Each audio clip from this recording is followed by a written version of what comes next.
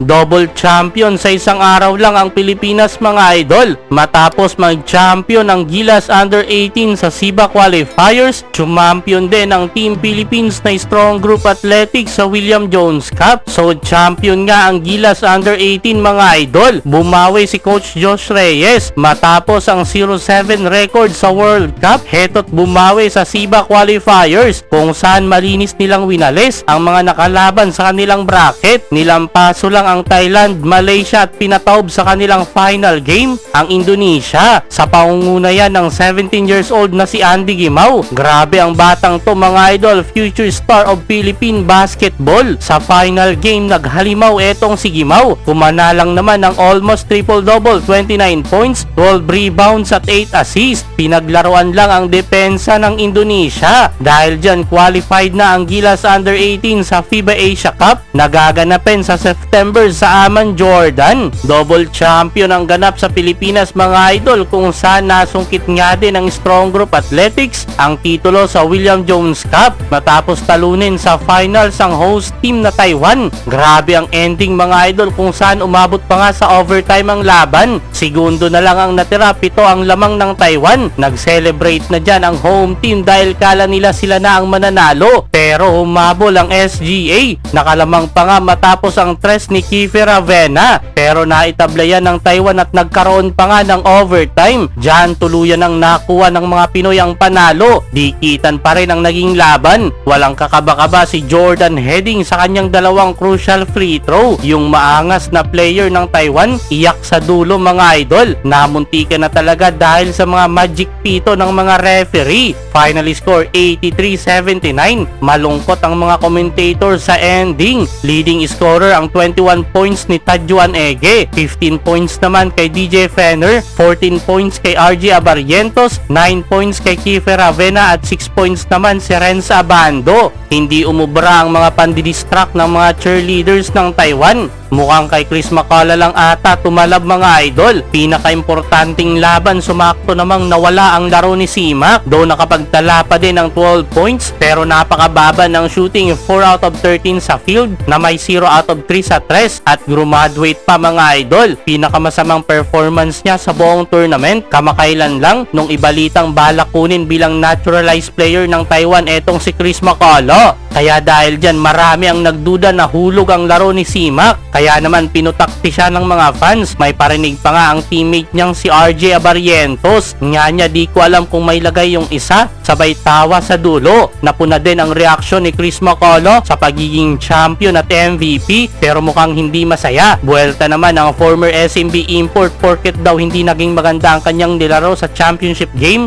ay pagbibintangan na siya agad na benta ang laro. Isang katawa-tawa nga daw yan ayon kay Simak. Nangyayari daw yan sa isang laro. Palagi nga daw niyang nire-representa ang bansa kung saan man siya naglalaro. Well, totoo man o hindi, isang pasalamat pa rin kay Chris Macala sa pagrepresenta ng Pilipinas sa William Jones Cup. Malinis nga nilang tinapos ang tournament with 8-0 record.